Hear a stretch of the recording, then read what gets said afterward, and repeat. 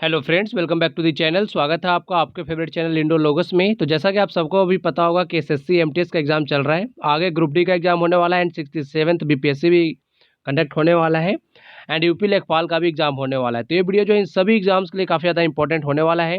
यहाँ पर मैं इस वीडियो में प्रीवियस ईयर के क्वेश्चंस लेकर आया हूँ, साथ साथ में एक्सपेक्टेड क्वेश्चंस मैं यहाँ पे आपको कराऊंगा जो आपके आने वाले एग्जाम में आपसे पूछे जाएंगे। लेक्चर कंटिन्यू करते हैं। यहाँ पे देखो, प्रश्नों की संख्या लगभग होगी 15, लेकिन उससे रिलेटेड अगर मैं फैक्ट्स की अगर मैं बात करूँ तो लगभग यहाँ पे मैं 100 फैक्ट्स आपको बताने वाला हूँ। तो पहला प्रश्न देखते हैं। प्रश्न है, पंडित शिव कुमार शर्मा का संबंध जो है किस म्यूजिकल इंस्ट्रूमेंट से है। इस तरह के प्रश्न देखो बहुत ज़्यादा पूछे जा रहे हैं एंड इस पर जो है हमारे वीडियो चैनल पे एक स्पेशल वीडियो भी अपलोड की गई है जहाँ पर सारे जो यहाँ पे म्यूजिशियन है और उसके जो इंस्ट्रूमेंट है उससे रिलेटेड टॉपिक कवर कराए गए हैं, तो उसे भी आप जाकर देखिए। तो यहाँ बात करें हम पंडित शिव कुमार शर्मा की, तो इनका संबंध जो है वो है संतूर से। ऑप्शन भी हमारा यहाँ पे सही हो जाएगा। एंड इनकी जो मृत्यु है, अभी हाल ही में इनका निधन हो गया है 10 मई 2022 को। इनको कौन कौन से अवार्ड दिए गए हैं, तो देखो पद्मश्री दिया गया है 1991 में, पद्म भूषण दिया गया है 2001 में एंड संगीत नाटक अकेडमी अवार्ड दिया गया है 1986 में। एंड अवार्ड कब दिया गया इससे रिलेटेड भी प्रश्न आजकल पूछे जा रहे हैं, तो यह भी इंपॉर्टेंट है बहुत ज़्यादा। आगे देख लेते हैं अन्य कुछ म्यूजिशियन उनके इंस्ट्रूमेंट। संतूर से रिलेटेड अगर हम बात करें तो वो है पंडित शिव कुमार शर्मा। भजन सोपोरी, याद रखिए। सितार रविशंकर जी, इनका जो नाम है बहुत ज़्यादा इंपॉर्टेंट है, ये पूछे जाते हैं खासकर शिव कुमार शर्मा, रविशंकर। सारोद की बात करें तो यहाँ पे अलाउद्दीन खान, अली अकबर खान, अमजद अली खान। अमजद अली खान जो है कल के एग्जाम में पूछा गया है एसएससी एमटीएस में। यहाँ पे है बुद्धादेव दास गुप्ता, बहादुर खां, शारन रानी, जरीन शर्मा। शहनाई से रिलेटेड बात की जाए तो बिस्मिल्लाह खान बहुत ज़्यादा इंपॉर्टेंट है, हर बार पूछे आते हैं। कृष्णा राम चौधरी, अली अहमद हुसैन भी बहुत ज़्यादा इंपॉर्टेंट है, ये भी पूछे गए हैं भी हाल फिलहाल में। फ्लूट से रिलेटेड बात करें तो यहाँ पर हरि प्रसाद चौरसिया हो जाएंगे, पन्नालाल घोष, टीआर महालिंगम, एन रामानी। तबला से रिलेटेड याद रखना है आपको, खास करके जाकिर हुसैन का नाम, अल्लाह रखा का नाम, पंडित किशन राज, ये तीनों जो है काफ़ी ज़्यादा इंपॉर्टेंट है, एग्जाम में पूछे जाते हैं। सबीर खान, पंडित जनन प्रकाश घोष, संदीप दास। पखावत से रिलेटेड आपको याद रखना है तोताराम शर्मा का, ये भी पूछे गए एग्जाम में। पंडित अयोध्या प्रसाद। बात करें सारंगी से, तो सारंगी से आपको याद रखना है शाकूर खान, पंडित राम नारायण, सुल्तान खान या फिर उस्ताद बिंदा खान। ये सब एग्जाम है काफ़ी ज़्यादा इंपॉर्टेंट है, आपको याद रखने हैं एंड इस टॉपिक से जो प्रश्न हर बार एग्जाम में पूछे जा रहे हैं। आगे यहाँ पर देखो, यहाँ पर आप सर्च कर सकते हो musician and their instruments by Indologus, YouTube पे जाकर कंप्लीट वीडियो देख सकते हैं। 2011 की जो सेंसस हुई थी उसके अनुसार सर्वाधिक जनसंख्या घनत्व वाला राज्य यानी हाईएस्ट पॉपुलेशन डेंसिटी वाला राज्य कौन सा है, वो आपसे पूछा जा रहा है। तो हाईएस्ट पॉपुलेशन वाला राज्य तो है उत्तर प्रदेश, लेकिन डेंसिटी अगर बात करें घनत्व की, तो सबसे ज़्यादा घनत्व कहाँ पर है जनसंख्या का, वो है बिहार में। ऑप्शन बी हमारा यहाँ पे सही हो जाएगा। एंड बात करें यहाँ पे, तो बिहार में पॉपुलेशन डेंसिटी की बात करें तो पर स्क्वायर किलोमीटर यहाँ पर जो है लगभग 1106 लोग हैं। वेस्ट बंगाल नंबर 2 पर है डेंसिटी के मामले में, केरल जो है नंबर 3 पर है। एंड बात करें यहाँ पर कुछ स्टैटिक फैक्ट्स की, तो 1872 में जो है फर्स्ट सेंसस हुआ था इंडिया का, अंडर किसके रूल में, लॉर्ड मायो के समय पे फर्स्ट सेंसस भारत का कराया गया था। एंड फर्स्ट ऑफिशियल सेंसस की बात करें तो यह कराया गया था 1881 में, अंडर किसके, लॉर्ड रिपन के अंडर में, ठीक है। एंड ये फर्स्ट सिंक्रोनाइज्ड सेंसस था। इसके बाद जो है प्रतिवर्ष 10 साल के बाद जो है, हर बार 10 साल के बाद इसके बाद जो है सेंसस कराने जाया लगा था, ठीक है, 1881 के बाद, ठीक है। चलो आगे देखते हैं। यहाँ पर कुछ एक्सपेक्टेड क्वेश्चंस हम देख लेते हैं 2011 सेंसस से। तो 2011 का जो सेंसस था वो 15th सेंसस था इंडिया का एंड 7th सेंसस था after independence of India. State with lowest population density, highest population density तो देख लिया बिहार। लोएस्ट पॉपुलेशन डेंसिटी की बात करें तो वह है अरुणाचल प्रदेश में। Union territory with list population, union territory में बात हो रही है यहाँ पे सबसे ज़्यादा कम जनसंख्या कहाँ पर है, लक्षद्वीप में है, याद रखिए। एंड राज्यों में कब सबसे कम जनसंख्या कहाँ पर है, वो है सिक्किम में। स्टेट विथ हाईएस्ट पॉपुलेशन वो है उत्तर प्रदेश, लोएस्ट पॉपुलेशन की बात करें तो वह है सिक्किम में। हाईएस्ट सेक्स रेशियो किस राज्य का है, तो वह है केरल का। लोएस्ट सेक्स रेशियो है हरियाणा का। हाईएस्ट लिटरेसी रेट की बात करें तो वह है केरल में। लोएस्ट लिटरेसी रेट की बात करें तो वह है बिहार में। तो याद रखने इससे रिलेटेड प्रश्न जो है आपसे पूछे जा सकते हैं। 2011 सेंसस पे भी जो है कंप्लीट वीडियो है हमारे चैनल पे, उसे आप जाकर देख सकते हैं। निम्नलिखित में से किस राज्य में मानस राष्ट्रीय उद्यान स्थित है, तो मानस नेशनल पार्क किस राज्य में है, आसान सा प्रश्न है, इसका उत्तर हो जाएगा असम। ऑप्शन ए हमारा सही हो जाएगा। बात करें यहाँ पर हम असम के जो 7 नेशनल पार्क है उनकी, Kaziranga, Dibru Saikhowa, Orang national park, Manas national park, Nameri, Raimona national park जो कि छठा नेशनल पार्क बना है असम का, दिहिंग पटकाई नेशनल पार्क जो कि 7वां नेशनल पार्क बना है असम का। तो आपको याद रखना है, आपसे पूछा जा सकता है कि किस राज्य का जो है दिहिंग पटकाई नेशनल पार्क 7वां राष्ट्रीय उद्यान बना है। इस तरह के प्रश्न भी पूछे जा सकते हैं। उत्तराखंड की बात करें तो जो पहले जिम कॉर्बेट नेशनल पार्क था उसका नाम बदल दिया गया है, क्या कर दिया गया है, Ramganga national park. Nanda Devi national park, valley of flowers national park, Rajaji national park, ये सभी कहाँ पर है, उत्तराखंड में है। कर्नाटक में नेशनल पार्क की बात करें तो बनरघट्टा, बांदीपुर, नागरहोल, कुद्रेमुख, अंसी, मुदुमलाई नेशनल पार्क, ये सभी कर्नाटक में है। उत्तर प्रदेश में एक नेशनल पार्क है, दुधवा नेशनल पार्क, याद रख सकते हैं। आप मुझे कमेंट बॉक्स में लिखकर बताइए बुक्सा टाइगर रिजर्व किस राज्य में है, या फिर बुक्सा नेशनल पार्क किस राज्य में है। यहाँ पर प्रश्न है, भारत रत्न पाने वाली पहली महिला संगीतकार कौन थी? फर्स्ट इंडियन वुमेन म्यूजिशियन कौन थी जिन्हें भारत रत्न से सम्मानित किया गया था? ये प्रश्न भी बहुत बार रिपीट हो चुका है। इसका सही उत्तर है ऑप्शन सी, MS सुब्बुलक्ष्मी। याद रखिएगा, ऑप्शन सी हमारा यहाँ पे सही हो जाएगा। बात करें तो इन्हें भारत रत्न दिया कब गया था सुब्बुलक्ष्मी को? तो दिया गया था 1998 में, ठीक है। भारत रत्न जो अवार्ड है उसे स्टैब्लिश कब किया गया था? 1954 में, याद रखिएगा। यहाँ पर आपको ऑप्शन में दिख रही है लता मंगेशकर, जिनका हाल ही में निधन हो चुका है। तो लता मंगेशकर को भारत रत्न कब दिया गया, ये प्रश्न बहुत बार पूछा जा चुका है। तो इन्हें 2001 में भारत रत्न दिया गया था, 1969 में दिया गया था पद्म भूषण, 1989 में दिया गया था दादा साहेब फाल्के अवार्ड, 1999 में दिया गया था पद्म विभूषण, और 2001 में भारत रत्न। जरूर याद रखिए, लता मंगेशकर से रिलेटेड फैक्ट्स हैं ये। आगे यहाँ पर हम बात करते हैं जो भारत रत्न से रिलेटेड कुछ फैक्ट्स आपसे पूछे जा सकते हैं। तो पहली बार भारत रत्न दिया गया था 3 लोगों को, सी राजा गोपालाचारी, सर्वपल्ली राधाकृष्णन एंड CV रमन। बात करें लास्ट अवॉर्डी की, जो 2019 में अवार्ड दिया गया था भारत रत्न, अभी 2019 के बाद अभी तक नहीं दिया गया है, 2019 में ही लास्ट अभी तक दिया गया है। तो वो बात करें यहाँ पर हम, नानाजी देशमुख को मरणोपरांत दिया गया था, सोशल एक्टिविस्ट थे ये। सिंगर एंड म्यूजिक डायरेक्टर थे भूपेन हजारिका असम के, जिन्हें मरणोपरांत ही दिया गया था। एंड हमारे देश के जो पूर्व राष्ट्रपति थे प्रणब मुखर्जी, इन्हें भी 2019 में भारत रत्न दिया गया था। तो 3 लोगों को दिया गया था, याद रखिएगा। एंड किस फील्ड से हैं वो भी आपको याद रखना है, पूछा जाता है। First women to receive Bharat Ratna, तो वो है इंदिरा गांधी ने 1971 में भारत रत्न दिया गया था। फर्स्ट एक्टर की बात करें जिन्हें भारत रत्न से सम्मानित किया गया, वो है MG रामचंद्रन। यंगेस्ट अगर पर्सन की बात करें जिन्हें भारत रत्न से सम्मानित किया गया था, वो है Sachin Tendulkar.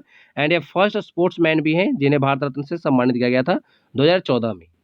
The first 2 non Indians की बात करें जिन्होंने भारत रत्न से सम्मानित किया गया है, एक तो है खान अब्दुल गफ्फार खान, जिन्हें 1987 में दिया गया था। दूसरे हैं नेल्सन मंडेला, जिन्हें 1990 में दिया गया था, याद रख सकते हैं।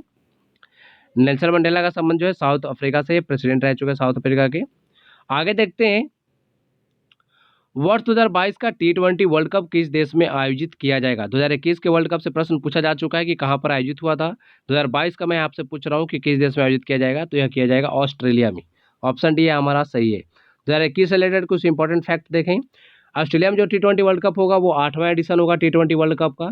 2021 का जो वर्ल्ड कप था वो 7वां एडिशन था। होस्ट कहाँ पर हुआ था? तो UAE एंड ओमान दोनों ने मिलकर इसे होस्ट किया था। चैंपियन यहाँ पर बनी थी ऑस्ट्रेलिया, जो कि पहला खिताब जीती है T20 वर्ल्ड कप का। रनर अप रही थी New Zealand. Player of the series की बात करें तो रहे थे David Warner. Player of the match किस मैच की बात कर रहा हूँ मैं? फाइनल मैच की, जो ऑस्ट्रेलिया और न्यूजीलैंड ने जो फाइनल खेला था वहाँ पर प्लेयर ऑफ द मैच बने थे मिचेल मार्श, ऑस्ट्रेलिया के हैं ऑलराउंडर। फर्स्ट एडिशन जो है T20 वर्ल्ड कप का वो हुआ था साउथ अफ्रीका में वर्ष 2007 में। यहाँ पर विनर रही थी इंडिया, इंडिया ने फाइनल में हराया था पाकिस्तान को। एंड बात करें मोस्ट टाइटल्स की T20 वर्ल्ड कप की, तो वो जीता है वेस्ट इंडीज ने, 2 टाइटल ये वेस्ट इंडीज जो है जीत चुकी है। यह प्रश्न भी पूछा जा चुका है एग्जाम में। बोनालू त्यौहार किस राज्य में मनाया जाता है? तो यह प्रश्न अभी पूछा गया हाल ही में। तो बोनालू त्यौहार जो है किस राज्य का त्यौहार है? तो यह है तेलंगाना का, याद रखिएगा। कुछ इंपॉर्टेंट फेस्टिवल देख लेते हैं जो आपसे पूछे जा सकते हैं, जैसे कि केरल का ओनम और विशु, याद रखिए। असम का अम्बुबाची, भोगोली बिहू, ये दोनों याद रख सकते हैं। महाराष्ट्र का गणेश उत्सव, गुड़ी पड़वा जो है याद रखिए। नागालैंड का हॉर्नबिल जरूर याद रखिए, पूछा जाता है। अब मुआत्सु जो है ये भी पूछा गया एग्जाम में। ये दोनों कहाँ के हैं फेस्टिवल? नागालैंड के हैं। ओडिशा का जो है राजप्रभा और नुआखाई बहुत ज़्यादा इंपॉर्टेंट है, पूछा जा रहा है बार बार। पंजाब का लोहरी, बैसाखी याद रखिए। राजस्थान का गंगौर याद रख सकते हैं, पूछा जाता है। तीज, बूंदी, ये तीनों जो है राजस्थान के हैं। आगे देखो, यहाँ पर पुस्तक से रिलेटेड प्रश्न पूछा जा रहा है। ऑरिजिन ऑफ स्पीसीज पुस्तक के लेखक कौन है? यह पुस्तक भी बहुत बार पूछा जाता है, खास करके ग्रुप डी, SSC MT जैसे एग्जाम्स में। तो यह पुस्तक लिखा है चार्ल्स डार्विन ने, ऑप्शन ए हमारा यहाँ पे सही हो जाएगा। बात करें अंदर जो इंपॉर्टेंट पुस्तक है जो आपसे पूछे जा सकते हैं, Wings of Fire doctor APJ Abdul Kalam sir ने लिखा है। Discovery of India Jawaharlal Nehru ji ने लिखा है।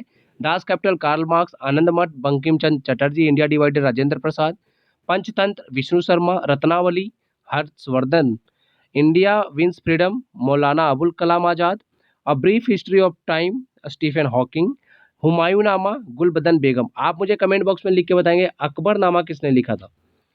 आगे है प्रश्न, वर्ष 2020 के लिए गांधी शांति पुरस्कार से किसे सम्मानित किया गया है। तो वर्ष 2020 का गांधी शांति पुरस्कार दिया गया है शेख मुजीबुर रहमान को, जिन्हें बांग्लादेश का राष्ट्रपिता कहा जाता है, याद रखिएगा। ये शेख हसीना जो करंट में प्राइम मिनिस्टर है बांग्लादेश की, उनके पिता हैं। बात करें वर्ष 2019 में, तो 2019 में दिया गया था ओमान के सुल्तान के, जिनका नाम है काबूस बिन सैयद अल सैयद, याद रखिए। ये अवार्ड जो है कब से दिया जा रहा है, तो 1995 से दिया जा रहा है।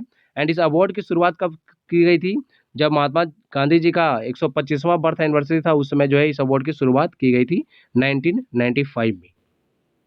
आए कुछ इंपॉर्टेंट अवार्ड्स देख लेते हैं यहाँ पर जो आपसे पूछे जा सकते हैं। मिस यूनिवर्स की बात करें तो वो अभी कौन बनी है, हरनाथ संधू बनी है, याद रखिएगा, जो कि पंजाब चंडीगढ़ से बिलोंग करती हैं। एंड ये जो है मिस यूनिवर्स का जो अभी कहाँ पर आयोजित हुआ था, ये तो इजराइल के एलियट में आयोजित हुआ था, याद रखिएगा। ये 71st मिस यूनिवर्स बनी है। ओवरऑल की बात करें, इंडिया में बात करें तो तीसरी महिला है जो मिस यूनिवर्स बनी है। किसके बाद, सुष्मिता सेन और लाला दत्ता के बाद।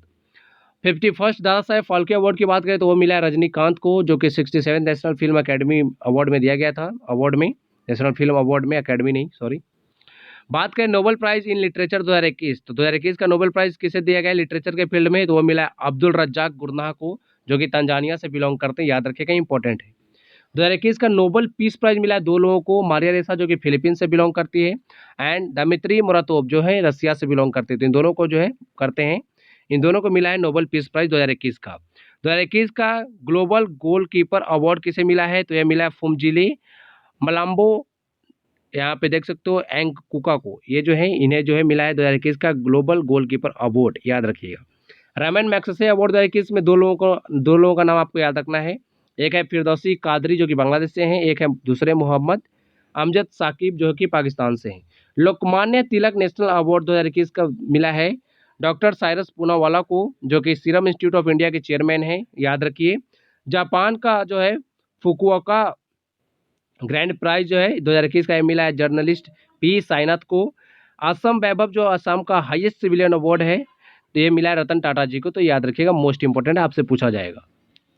इसके बाद है भारत के राष्ट्रपति को किस अनुच्छेद के तहत संविधान के उल्लंघन के लिए महाभियोग लगाया जा सकता है, तो आर्टिकल 61 के तहत जो है महाभियोग हम लगा सकते हैं राष्ट्रपति जी पे, तो ऑप्शन बी हमारा यहाँ पे सही हो जाएगा। और अदर ऑप्शन की बात करें, आर्टिकल 52 जो है यह क्या करता है, यह कहता है कि भारत का जो है एक राष्ट्रपति होना चाहिए, आर्टिकल 52 में मेंशन है ये। आर्टिकल 74 जो है यह जो है राष्ट्रपति की सहायता के और सलाह देने के लिए जो है काउंसिल ऑफ मिनिस्टर्स का यहाँ पर गठन करता है। बात करें आर्टिकल 78 की, तो इसकी यहाँ पर बताया गया है कि जो प्रधानमंत्री हमारे देश के होते हैं, उनकी जो है जिम्मेदारी होती है कि राष्ट्रपति को जानकारी प्रदान करना। राष्ट्रपति को सभी जानकारी प्रदान कौन करेंगे, हमारे देश के प्रधानमंत्री करेंगे, ये उनकी जिम्मेदारी है। यह आर्टिकल 78 में दिया गया है। एंड आर्टिकल 74 मैंने आपको बता ही दिया, राष्ट्रपति की सहायता और सलाह देने के लिए मंत्रिपरिषद इसमें बताया गया है कि होना चाहिए। देवेंद्र झझारिया का संबंध किस खेल से है, तो इस तरह के प्रश्न बहुत ज़्यादा पूछे जा रहे हैं। अभी अतिथि अशोक का पूछा गया था, जो गोल्फ में 4th पोजीशन पर रही थी टोक्यो ओलंपिक में, भारत की खिलाड़ी हैं। तो देवेंद्र झाझारिया जो है यह जेवलिन थ्रो से रिलेटेड है, ऑप्शन सी हमारा यहाँ पे सही हो जाएगा। एंड बात करें देवेंद्र झाझारिया की, तो यह जो है फर्स्ट इंडियन पैरालंपिक्स प्लेयर हैं जिन्होंने 2 गोल्ड मेडल जीते हैं पैरालंपिक्स में। एंड इन्होंने 2 गोल्ड मेडल कब कब जीते हैं, तो एथेंस जो ग्रीस की राजधानी है वहाँ पर जब वो हुआ था 2004 में पैरालंपिक्स, वहाँ पर इन्होंने गोल्ड जीता। रियो डी जेनेरियो में इन्होंने गोल्ड जीता 2016 में। एंड अभी जो टोक्यो ओलंपिक आयोजित हुआ, टोक्यो पैरालंपिक्स की बात हो रही है यहाँ पर, 2020 में वो यहाँ पर इन्होंने सिल्वर जीता है। 2017 में इन्हें दिया गया था मेजर ध्यानचंद खेल रत्न अवार्ड। 2012 में इन्हें मिला था पद्मश्री, एंड ये पहले पैरालंपियन थे जिन्हें पद्मश्री अवार्ड से सम्मानित किया गया था 2012 में। अर्जुन अवार्ड मिला 2004 में, पद्म भूषण दिया गया 2022 में, तो ये इंपॉर्टेंट है, याद रखिएगा। इसके बाद कुछ देख लेते हैं जो खिलाड़ी जो किस खेल से संबंधित है उनको। जेवलिन थ्रो से आपको नीरज चोपड़ा का नाम तो याद रखना ही है, सुमित अंटिल, देवेंद्र झाझारिया मैंने आपको बता ही दिया। शूटिंग से आपको याद रखना है अवनी लेखरा का नाम, ये बहुत ज़्यादा इंपॉर्टेंट है, अवनी लेखरा। मनीष नरवाल, मनु भाकर, सौरभ चौधरी, ये सभी शूटिंग से रिलेटेड है। बैडमिंटन से रिलेटेड खिलाड़ियों में अगर बात करें तो यहाँ पे पीवी सिंधु, लक्ष्य सेन, किदाम्बी श्रीकांत, प्रमोद भगत, कृष्णा नागर, सुहास यतिराज, तस्नीम मीर, इनका भी नाम याद रखिए, ये यंगेस्ट प्लेयर हैं, काफ़ी ज़्यादा चर्चा में रही थी बीच में। चेस में बात करें तो विश्वनाथन आनंद एंड अभी जो भारत के 74th ग्रैंड मास्टर बने हैं राहुल श्रीवास्तव। क्रिकेट में मिथाली राज का नाम याद रखिए, स्मृति मंधाना का नाम याद रखिए, 2021 में women's ICC women's player of the year बनी थी ये स्मृति मंधाना, याद रख सकते हैं। And ICC men's player of the year कौन बने थे 2021 में, वो आप मुझे कमेंट बॉक्स में लिख के बताइए, पाकिस्तान के बॉलर है वो। सफाली वर्मा, हरमनप्रीत कौर, ये सभी क्रिकेटर हैं भारत की। आर्चरी से रिलेटेड प्लेयर्स की बात करें तो दीपिका कुमारी, अतनु दास। गोल्फ से रिलेटेड बात करें तो अदिति अशोक का नाम याद रखिए, जीव मिल्खा सिंह का नाम याद रखिए।